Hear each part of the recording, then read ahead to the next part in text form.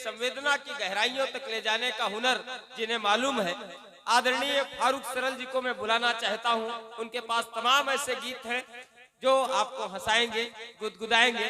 उसके बाद तारिक इस्लाम साहब हैं, शराफत भाई हैं, मधुकर सैदाई साहब हैं, फिर मैं काविश भाई को जरूर बुलाऊंगा। आप सबका आदेश है, मैं आपके आदेश का पालन करूंगा। लेकिन मैं चाहता हूं, पूरी दुनिया में फारूक सरल का नाम किसी परिचय के मोहताज नहीं है। हम जैसे तमाम नीरज पांडे, काविश रुदौली, विकास बौखल, विशेष शर्मा उन्होंने कवि सम्मेलनों के, मुशायरों के मंचों पर बनाए हैं। ऐसे बड़े नाम को मैं आपके बीच में बुलाऊं।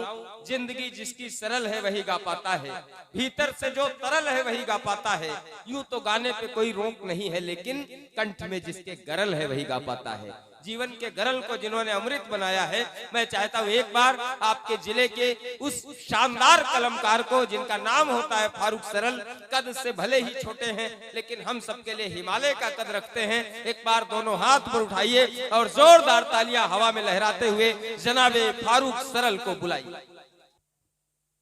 काविश ने इतना आप लोगों को रिझा दिया है, इसके बाद एक शायर की शहादत बिल्कुल यकीनी है।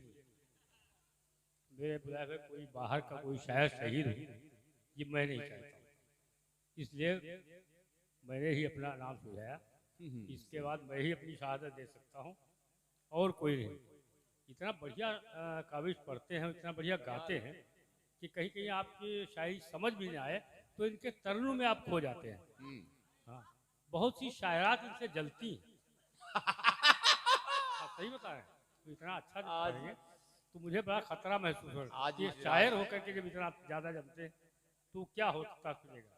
स्वागत कि तरन्नुम में सभी खोए, आए है, हाँ हाँ, तरन्नुम में सभी खोए, न समझे शेर के माने।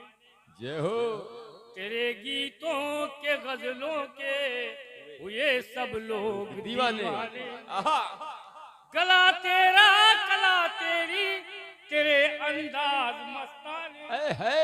गला तेरा कला तेरी, तेरे अंदाज मस्ताने। अगर तू शायरा होता तो क्या होता खुदा जाने।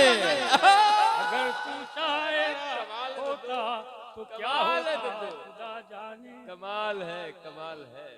तो अल्लाह शुक्र है शायर है। बहुत बढ़िया बढ़िया बातें हुई। कमाल है। दो चार बातें और कर दें आपको। जी जी। हाँ, ये तो मैं काविश का रिएक्शन काट रहा था।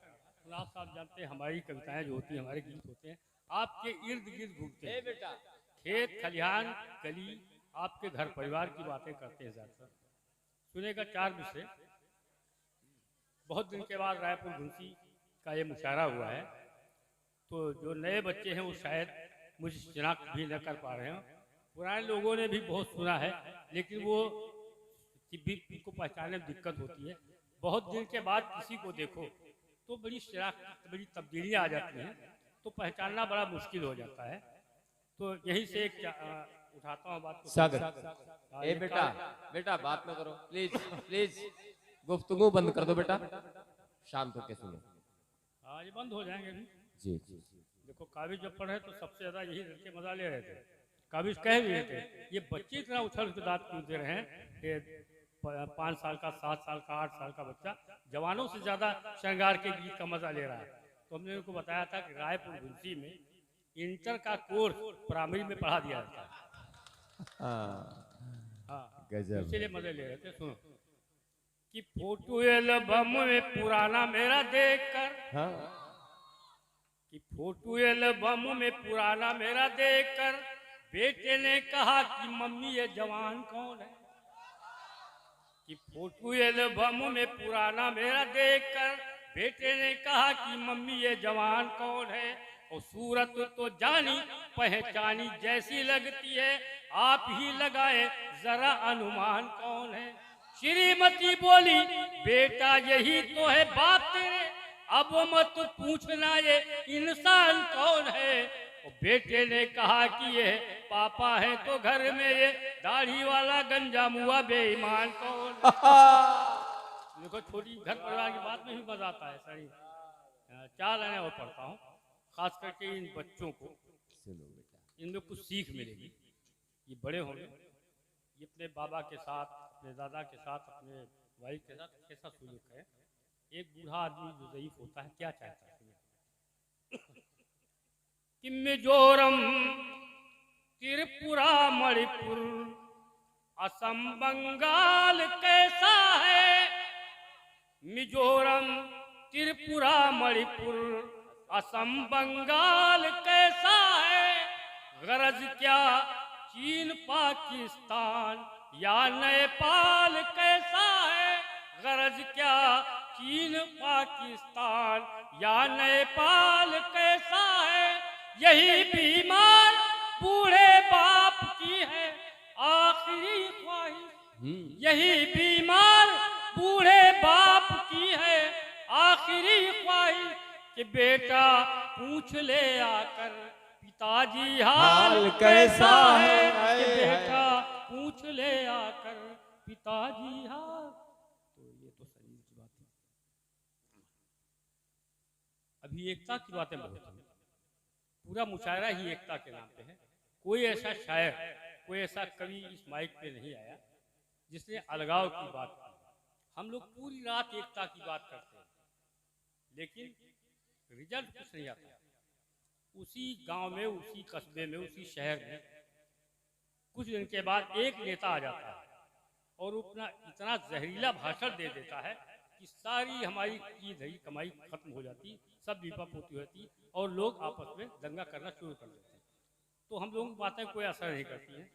और एक बात और बता दूं, जो कुछ कवि भी ऐसे हैं, कुछ शायर भी ऐसे हैं जो ऐसी बातें करते हैं। तो जो एकता की ये बातें करते हैं, रायपुर घुंसी में कितने कम पेमेंट पे आपके यहाँ आए हैं, मैं बता नहीं सकता हूँ आपको। किसी ने पूछा तक नहीं है कि क्या मिलेगा। सिर्फ ये बात पूछी क्या रायपुर वाले अच्छा मुशायरा सुनना जानते हैं। मैंने कहा मैं 3 बार जा चुका हूँ, बहुत अच्छा सुनते हैं लोग, बड़ी मोहब्बत से सुनते हैं, बस उस शर्त पे आए हैं। तो मैं इन शायरों को समझाता हूँ, यार एकता की बातें कोई जो सुनता नहीं क्यों गाते हो, कैसी कविताएं लिखनी चाहिए, इनको शायरों को समझा रहा हूँ, सुनिएगा। हाँ थोड़ा ताली भाई बीच में आप बजाइएगा, मजेदार बातें करिएगा। कि हिंदू, मुस्लिम, सिख, ईसाई, हिंदू, मुस्लिम, सिख, ईसाई लड़ाई करो खूब जम के। हिंदू, ये सब एकता बातें बेकार। कि हिंदू, मुस्लिम, यहाँ सुनता कौन इस देश में। कि हिंदू, आप तो सुन रहे हो और कहीं नहीं सुन रहे हो।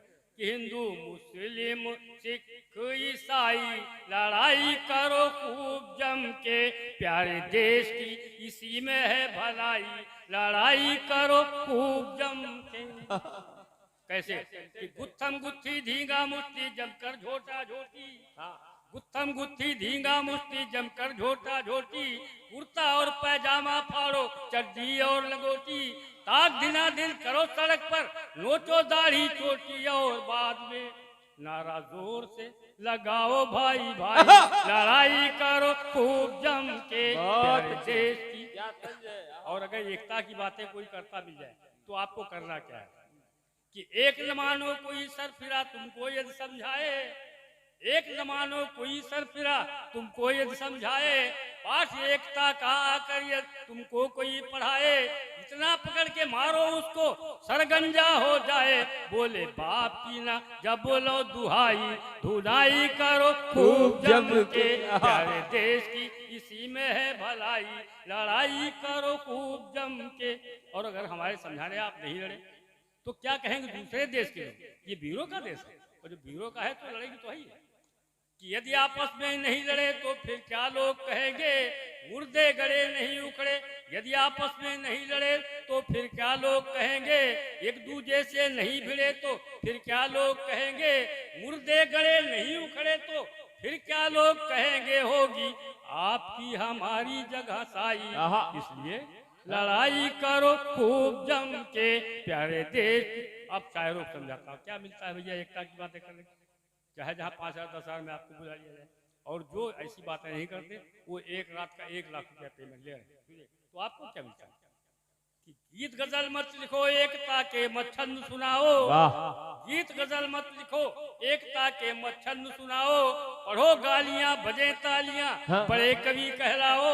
पढ़ो गालियां बजे तालियां क्या तक बड़े जाएगा कवि ना। कहलाओ। और श्रोता और संयोजक जो वजन लिफाफा पाओ। बाढ़ चूल्हे में गई कविताई कमाई करो खूब जम के। प्यारे देश की इसी में है भलाई लड़ाई करो। धन्यवाद।